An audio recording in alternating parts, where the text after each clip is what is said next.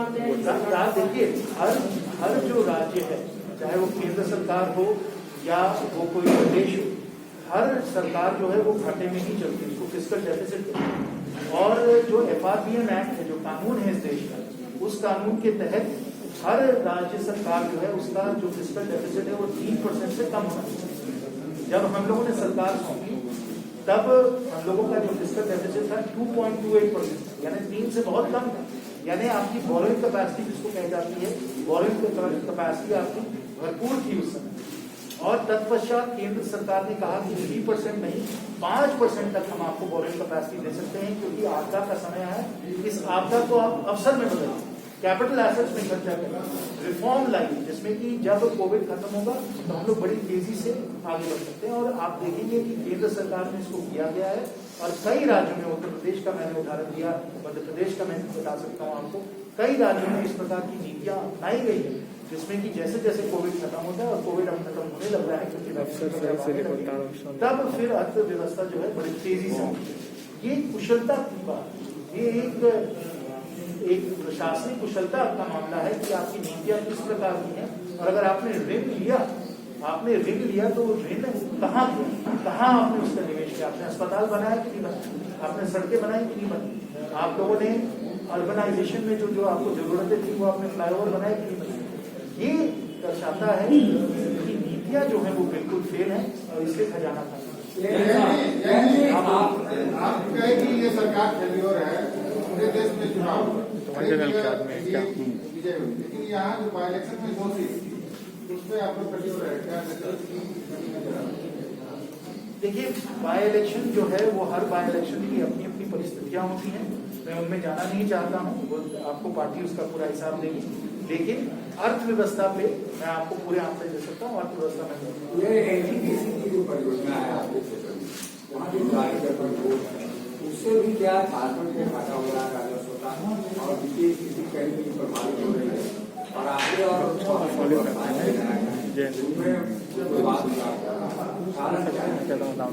वो तो विधायिका जी जो है वो आपको बताएंगे क्या।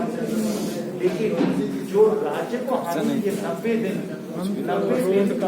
बाकी बाबा जी ने माइनिंग, वो 90 दिन अगर माइनिंग होती तो आज व्यवस्था जो है बेहतर होती। आज के समय लोगों को रॉयल्टी जारी मिलती, राज्य सरकार की मैं बात कर रहा हूँ, केंद्र सरकार को फायदा होता और NTPC को तो काफी फायदा होता, क्योंकि बिजली का उत्पादन, लेकिन इसमें NTPC की भी हानि हुई है, केंद्र सरकार की भी हानि हुई है, राज्य सरकार की भी हानि हुई है, और वहाँ स्थानीय लोगों की भी हानि हुई है, क्योंकि इस तरीके से 90 दिन वहाँ खनन को रोका। तो ये जो है ये अनुकूल काम नहीं था, और इसमें जल्द से जल्द हम लोगों को देखना चाहिए इसका समाधान कैसे करना है। जनहित में जो हम लोगों को कदम लेने हैं वो हम लोगों को आवश्यक है। देश की जो जीडीपी घट रही है, लेकिन सेंसेक्स बढ़ते जा रहा है। सेंसेक्स जो है वो आगे भविष्य की ओर देखता है, और भविष्य में आत्मनिर्भर भारत जिस तेजी से बन रहा है, जो हमारी देश की नीतियां हैं, जो माननीय वित्त मंत्री जी, माननीय प्रधानमंत्री जी ने नीतियां तैयार की हैं, वो सबको विश्वास दे रही है कि जैसे कोरोना काल खत्म होगा, और कोरोना काल का अंत अब हम लोगों को नजर आ रहा है, अंग्रेजी में कहते हैं light at the end of the tunnel, यानी टनल खत्म हो रहा है, नजर आ रहा है। और सेंसेक्स जो है वो आगे भविष्य की ओर देख रहा है, भविष्यवाणी कर रहा है, कह रहा है कि भविष्य में भारत की अर्थव्यवस्था बड़ी तेजी से दौड़ेगी और हमारा कंपेटिटिव पोजीशन विश्व भर में और भी मजबूत हो जाएगा, क्योंकि जो हम लोगों ने अभी सुधार के ठोस कदम लिए, रिफॉर्म्स के ठोस कदम लिए हैं, एग्रीकल्चर में लिया है, लेबर में लिया है, नेशनल एजुकेशन पॉलिसी में लिया है, स्ट्रेटेजिक डिसइन्वेस्टमेंट में लिया है, कमर्शियल कोल माइनिंग में लिया है, ये सब जो हम लोगों ने ठोस कदम लिए हैं, इसके कारण जो हम लोगों की अर्थव्यवस्था है वो और तेजी से बढ़ रही है। ये सिन्हा साहब लास्ट ईयर कोविड से पहले जो बजट सेशन था, तो स्टेट गवर्नमेंट ने उसी समय श्वेत पत्र जारी किया, जैसा कि आपने कहा कि भरा हुआ खजाना राज्य सरकार को दिया गया। श्वेत पत्र राज्य सरकार ने जारी किया था खजाने को लेकर कि ये है विजुअल तस्वीर, आप कह रहे हैं। दूसरा, जो अभी कोविड संक्रमण में जो सरकार फंसी, तो ये जो 1417 करोड़ जो डेबिट हुआ RBI ने निकाल लिया, हेमंत सोरेन कई बार कहे हैं कि संघीय ढांचे पर एक तरीके से हमला है, उन्होंने ये स्टेटमेंट दिया और उनका कहना है कि ये पूर्ववर्ती सरकार का ये रोज था, ये अमाउंट जो था डेट वो पूर्ववर्ती सरकार का था। कोविड के टाइम में राज्य सरकार ने ऐसा क्यों? उन्होंने श्वेत पत्र जरूर प्रस्तुत किया होगा। हम लोग भी श्वेत पत्र जब इस सरकार के 1 साल का वर्षगांठ आएगा तो हम भी श्वेत पत्र पेश करेंगे। तब फिर आप दोनों श्वेत पत्र को देखेंगे और आप देखेंगे कि आंकड़े क्या आपको बता रहे हैं, सच्चाई कहाँ है और झूठ कहाँ है, वो आप अपने आप को देखेंगे। हम लोग अपने आंकड़े आपके सामने, अपना दर्द आपके सामने प्रस्तुत करेंगे, जनता के सामने। जनता मालिक है, जनता तय करेगी कौन सही है कौन गलत है, वो आपके सामने रहेगा। अब हम लोग आते हैं इस विषय पे जो आपने कहा कि ऑटो डेबिट आरबीआई के द्वारा झारखंड सरकार का क्यों? झारखंड सरकार ने एक कमिटमेंट दिया था, एक वादा दिया था कि जो भुगतान करना है उसका भुगतान करें। बहुत महीनों से चर्चा चल रही थी कि आप इसका भुगतान करेंगे, भुगतान करेंगे। ये कॉन्ट्रैक्चुअल कमिटमेंट था, एक वादा था। जब वादा नहीं पूरा किया, जब वादा पूरा नहीं किया गया तो ये सरकार का अधिकार था कि ये पैसों को ऑटो डेबिट करे, इसलिए इसको ऑटो डेबिट किया गया। और अगर राज्य सरकार अपने पैसे नहीं देती तो आप संगठन जो फेडरल स्ट्रक्चर है, जो अपना ढांचा है, संघीय ढांचा है, उसको आप छोड़िए। आप सीधा क्रेडिटर के जो राइट्स होते हैं, जो आप कॉन्ट्रैक्चुअल आपके कमिटमेंट होते हैं, उसके बारे में आप देखिए, वो आपको पूरा करना है। वो जब हो जाएगा तब हम लोग फिर आगे और विषयों के बारे में बात करेंगे। ठीक है सर। आपने वादा दिया है कि आप पैसे दें, जनहित में नहीं, सिर्फ अपनी राजनीतिक रोटी सेकने के लिए वो लोग ये नीतियां इन लोगों ने अपनाई और इसके कारण जनता को बहुत बहुत क्षति हुई है, हानि हुई। इसी में जुड़ा हुआ है कि सरकार कहती है खजाना आपने खाली किया, 1417 करोड़ आपने लिए डीजीसी का, जीएसटी का हम काम दे नहीं रहे हैं ढंग से, और आप उनसे कह रहे हैं कि लोन ले लीजिए। सरकार देखिए, सरकार इस विषय पे चाहे जो कहे, विश्व भर में आपदा आया है, कोरोना संकट आया है, विश्व भर में हर सरकार, चाहे वो राष्ट्रीय सरकार हो या राज्य सरकार, हर सरकार को इस समय जब लॉकडाउन हुआ है, और ना सिर्फ हमारे भारत में लॉकडाउन हुआ, विश्व भर में लॉकडाउन हुआ, और अभी थर्ड वेव जब चल रहा है तो फिर बात चल रही है कि लॉकडाउन। तो लॉकडाउन को अगर जीवन जान बचानी है तो लॉकडाउन को भी हम लोगों को देखना पड़ेगा। लेकिन जब ये लॉकडाउन हम लोग करते हैं तो इकोनॉमिक एक्टिविटी जो है, जो आर्थिक जो आपकी कार्रवाई होती है वो रुक जाती है। जब आर्थिक कार्रवाई रुकती है तो राजस्व जो है सरकार का वो भी कम होता है, और ये स्वाभाविक है। और कई बार ये संकट आए हैं और कई बार अर्थशास्त्री समझ गए हैं कि अब इसके बारे में क्या करना चाहिए। जब ऐसा होता है तो सरकार की जिम्मेवारी होती, दायित्व होता है कि आप ऋण लें, इसमें कोई गलत बात नहीं। प्रश्न सिर्फ यही है कि वो आप ऋण किस लिए ले रहे हैं? कैपिटल एक्सपेंडिचर के लिए, ब्रिज बनाने के लिए, अस्पताल बनाने के लिए, सड़क बनाने के लिए ले रहे हैं कि लोग इनको सिर्फ तनख्वाह देने के लिए? अगर आप कैपिटल एसेट्स में इसका निवेश करें, जब ब्याज का दर कम हो जाता है इस समय संकट के समय, तो ये जो आपका निवेश होता है बहुत ही लाभदायक निवेश होता है। और अगर आपको नीतियों के बारे में मालूम हो, अगर आपकी कुशलता हो, तो आप इस प्रकार से अपने सरकार को चलाएंगे। केंद्र में तो हम लोग चला रहे हैं, उत्तर प्रदेश में चला रहे हैं, बिहार में चला रहे हैं, मध्य प्रदेश में इस प्रकार से चलाया जा रहा है, लेकिन झारखंड में स्पष्ट नजर आएगा कि इस प्रकार से नहीं चलाया जा रहा है। और इससे, जैसे मैंने पहले ही कहा, जनता की बड़ी हानि हो रही है, अस्पतालें नहीं बन रही हैं, सड़कों की हालत जर्जर हो गई है, विधि व्यवस्था पे खर्चा नहीं हो पा रहा है, ये सब हो सकता है। सर, ये झारखंड हमारा मिनरल रिच स्टेट है, झारखंड हमारा मिनरल रिच स्टेट है, इसके बावजूद ये राज्य सरकार का कहना है कि रॉयल्टी हम लोगों को उस कॉर्पोरेशन में नहीं मिलता जितना हम लोग खनिज यहाँ से जाता है, क्या कहना चाहिए? बिल्कुल गलत है। अगर आप देखिए कि माइनिंग रॉयल्टीज कितनी बड़ी है, मैंने अभी आपको आंकड़ा दिया कि वित्तीय वर्ष 2015-16 में 4000 करोड़ मिले, 4400 करोड़ मिले। अभी जो वित्तीय वर्ष समाप्त हुआ है, फिस्कल 20 जो है वित्तीय वर्ष 20, इसमें 7700 करोड़ मिले, ये आंकड़े। तो आपकी माइनिंग रॉयल्टी लगभग दोगुना हुई है, 5 साल 2 गुना हुई। तो आप कैसे कह सकते हैं कि माइनिंग रॉयल्टी आपको नहीं मिल रही? इतनी माइनिंग रॉयल्टी थी, और जहां पहले डीएमएफटी तो थी ही नहीं, डीएमएफटी जब पहले थी ही नहीं, आपके समय सरकार को, राज्य सरकार को, झारखंड की सरकार को 1400 करोड़ डीएमएफटी से मिलते। तो माइनिंग रॉयल्टी से केंद्र सरकार ने झारखंड को जितना लाभ पहुंचा सके झारखंड सरकार को केंद्र सरकार ने किया है, वो मैं खुद इसका साक्षी हूँ। मैंने खुद देखा है जब मैं वित्त मंत्रालय में था और उसके तत्पश्चात कि हम लोग सोच विचार करके झारखंड को माइनिंग रॉयल्टी के तहत जितना हम लोग दे सकते थे हम लोगों ने दिया। और ये भी मत भूलिए जो अभी जो माइंस की नीलामी हुई है, माइनिंग कमर्शियल ऑक्शन हुआ है, उससे भी कोशिश है कि सब राज्यों को इससे फायदा हो। तो जो कोल इम्पोर्ट से उनको हम लोग कम कर रहे हैं और जो हमारा घरेलू जो उत्पादन है उसको हम लोग बढ़ा रहे हैं। घरेलू उत्पादन जब बढ़ेगा, डोमेस्टिक जो सप्लाई है बढ़ेगी, तो माइनिंग रॉयल्टी भी बढ़ेगा। तो जितनी हम लोग कोशिश कर सकते थे कैपेसिटी को बढ़ाने के लिए, रॉयल्टी को बढ़ाने के लिए, वो हमने किया। और वो जो आंकड़े हैं वो आपके सामने हैं कि लगभग माइनिंग रॉयल्टी जो है वो 2 कोविड हो या राज्य सरकार की मौजूदा ये हो, क्योंकि कोविड हो या राज्य सरकार की मौजूदा जो आपने खानी गिनाई हो, लेकिन जब हम कंपैरिजन करते हैं कि पिछले वर्ष के वित्तीय मुकाबले में 1100 करोड़ का घाटा हुआ है, और अगर हम इसको अगर हम हर आंकड़ों को देखें, हर आंकड़े को देखकर तर्क और तर्कों के आधार पर देखें कि वित्तीय परिस्थितियां क्या थी, आर्थिक स्थिति क्या थी और खजाने में कितना पैसा था, तो स्पष्ट आपको नजर आएगा कि खजाना भरा हुआ था। रघुवर जी की सरकार में 5 साल में राजस्व यानी रेवेन्यू जो था वो लगभग 54,000 करोड़ से लेकर 84,000 करोड़ बढ़ा। रेवेन्यू रिसीट जो थे बहुत बड़े। और विशेष जो केंद्र सरकार का दिल का रिश्ता था और है भी अभी भी झारखंड के साथ, जो केंद्र सरकार का दिल का रिश्ता है झारखंड सरकार से, वो आप जो केंद्रीय सरकार की जो कंट्रीब्यूशन है, जो उनका योगदान है बजट में, वो आप इसके द्वारा आप देख सकते हैं। जहां केंद्र सरकार का योगदान 23,000 करोड़ हुआ करता था, और ये वित्तीय 15 की मैं बात कर रहा हूँ, फिस्कल ईयर 15 की मैं बात कर रहा हूँ, तो आज लगभग उसका दोगुना होके 41,000 करोड़ हो चुका है।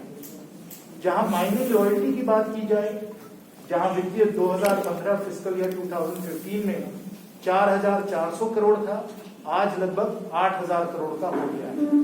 और विशेष जो डिस्ट्रिक्ट मिनरल फंड है, जो पहले होता ही नहीं था, आज के समय वो डिस्ट्रिक्ट मिनरल फंड 1400 करोड़ के बराबर हो गए। तो जो बात होती है कि केंद्र सरकार ने अपना योगदान नहीं दिया, केंद्र सरकार से सहयोग नहीं मिला, ये बिल्कुल गलत है। और जो दिल का रिश्ता है केंद्र सरकार और झारखंड का, वो ये आंकड़े दर्शाते हैं, यानी कि Jharkhand is the blue eyed boy of the central government. और जितना योगदान और जितनी मदद केंद्र सरकार को करनी थी झारखंड को, वो केंद्र सरकार ने की। और जब माननीय हेमंत सोरेन जी की सरकार आई, जब हमने सरकार उनको 2019 में दिसंबर में जब उनको सौंपी, तो खजाना उनको भरा हुआ मिला।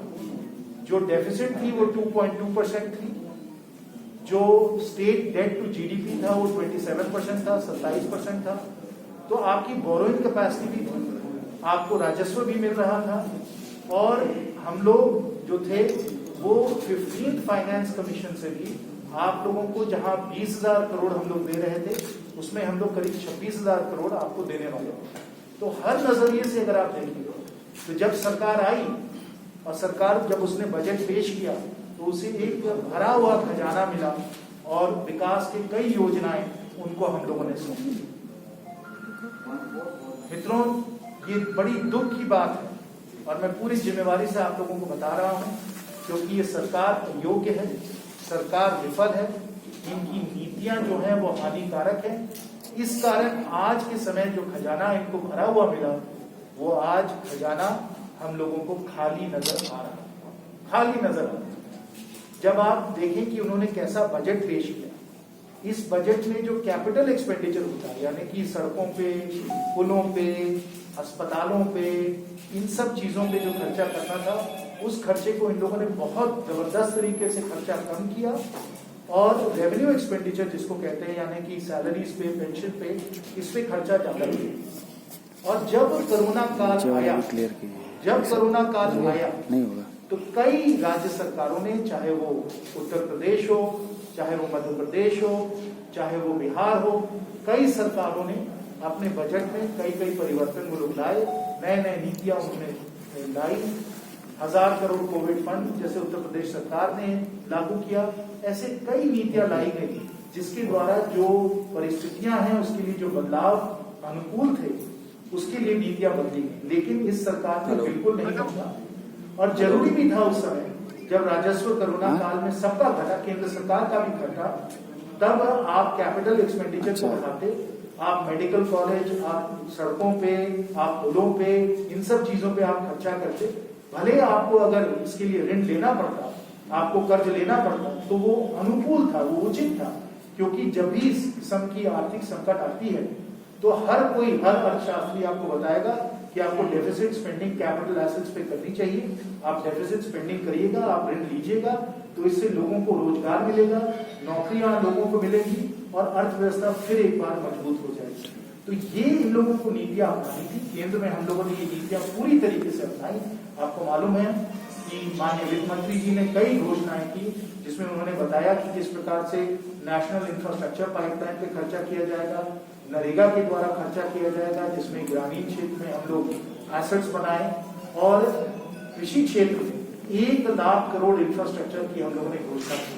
और इस तरीके से जहां इंफ्रास्ट्रक्चर देना अनुकूल था केंद्र सरकार ने किया, कई राज्य सरकारों ने किया, लेकिन झारखंड सरकार ने नहीं किया, और इस कारण राजस्व गिरता चला गया, आर्थिक संकट बढ़ती चली गई, और आज के समय हमारी जो सड़कें हैं जर्जर हालत में हैं, कहीं कोई पुल का निर्माण नहीं हो पा रहा है।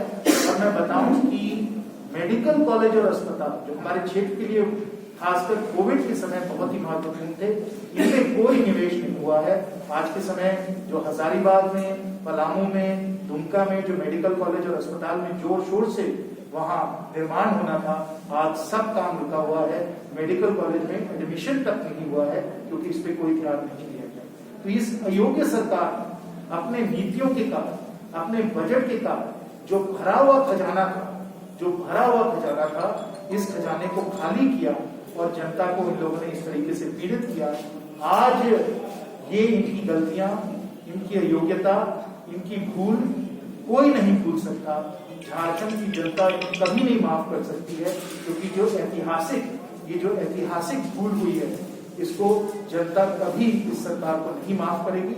और हमारा ये दायित्व बनता है एक जिम्मेवार विपक्ष होने के कारण कि ये सब बातें हम लोग जनता के सामने रखें, तर्क और तथ्यों के आधार पर रखें। और जो आंकड़े हैं वो झूठ नहीं बोलते। सरकार चाहे जो झूठ बोले, सरकार चाहे जो बातें रखे, जो आंकड़े हैं वो सच हैं, आंकड़े सबके सामने हैं। हम लोग आप लोगों को सब आपने पेश करके दिखाएंगे। आपको नजर आएगा कि जब हम लोगों ने सरकार जेएमएम कांग्रेस को सौंपा तो खजाना भरा हुआ था। आज के समय की नीतियों और बजट के कारण खजाना खाली होते चले जा रहा है, खर्चा तक नहीं हो पा रहा है और जनता बहुत उदास है। धन्यवाद। अगर आपको कोई प्रश्न पूछना होगा तो आप सवाल है जी। कि ये सरकार दिसंबर में आपने दिसंबर को, मार्च के बाद लॉकडाउन आ गया और फिर 10 महीने से कोई काम हो नहीं रहा है, कोई फाइनेंशियल काम एक्सपेंडिचर नहीं हो रहा है, जैसा आप बता रहे हैं। ये खजाना हम लोग को थोड़ा समझाइए कि खजाना खा कम गया, कैसे खत्म हो गया? देखिए, खजाना जो होता है वो आपकी कैपेसिटी होती है। उस कैपेसिटी को आपको निरंतर जो है मजबूत रखनी होती है। आपका जो राजस्व होता है वो राजस्व जो है उसको आपको कलेक्ट करना पड़ता है। आपके टैक्स पॉलिसीज ऐसे होनी चाहिए जिसमें कि आपके रेवेन्यू आते रहें। अगर ये सब नीतियां नहीं होती, अगर आप में वो क्षमता नहीं होती है, वो योग्यता नहीं होती है कि रेवेन्यू कलेक्शन चलता रहे, अगर ऋण की जरूरत है तो ऋण लें, ये सब अगर आप कंटिन्यूस आप नहीं करते रहिएगा तो खजाना अपने आप में फटाफट खाली हो जाएगा। लेकिन जब वित्तीय वर्ष समाप्त हुआ मार्च 31 2020 में, जब वित्तीय वर्ष समाप्त हुआ तो आपका राजस्व भी बहुत अच्छे स्तर पे था और आपकी डेट कैपेसिटी भी थी। और उसके तत्पश्चात केंद्र सरकार ने आपको जो 3% जो लिमिट होता है, 3% लिमिट होता है आपके बोरिंग्स का, उसको भी बढ़ा के 5% कर और कहा कि अगर आपको ऋण लेना हो तो रिजर्व बैंक ऑफ इंडिया आपको ऋण देने को तैयार है, जिसमें कि आपको ऋण देकर कैपिटल एसेट्स में खासकर अगर आप उसमें निवेश कर सकते हैं तो आप निवेश करें। मैं आपको उदाहरण के तौर से फिर बताऊंगा, 500 बेड का हजारीबाग में अस्पताल बनने वाला, 500 बेड का अस्पताल, उसके लिए अगर आप पैसे दे देते हो, आप सोचिए कितने हजारों कर्मचारी, कितने हजारों लोग वहां काम कर रहे होते। और ये सिर्फ हजारीबाग की मैं बात नहीं करूंगा, मैं पलामू और दुमका की मैं बात नहीं करूंगा, कितने लोगों को रोजगार मिला।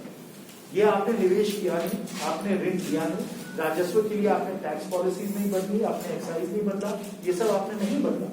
जीएसटी कॉम्पनसेशन में अगर शॉर्टफॉल हुआ तो सरकार ने आपको विकल्प दिया कि आप वहां भी बोरिंग कर सकते हैं, वहां भी इन्होंने वो विकल्प नहीं दिया, क्योंकि ये राजनीति में उतर है। जनता को विकास चाहिए, जनता को सेवाएं चाहिए, जनता को हम लोगों को सुरक्षित रखना है, उसके लिए जब देश की सुरक्षा की बात हो तब कुछ किरदार अहम भूमिका निभाते हैं। बेजोड़ शटर्स और शटर लॉक्स, मजबूती की मिसाल कायम करने वाले स्टील पाइप्स, सर्वश्रेष्ठ गुणवत्ता से भरपूर शटर लैथ और अटूट इंटरनल लॉक्स। आइए इन्हें मिलाकर निर्माण करते हैं एक उज्जवल भारत का, क्योंकि बात भारत की मजबूत भविष्य की है।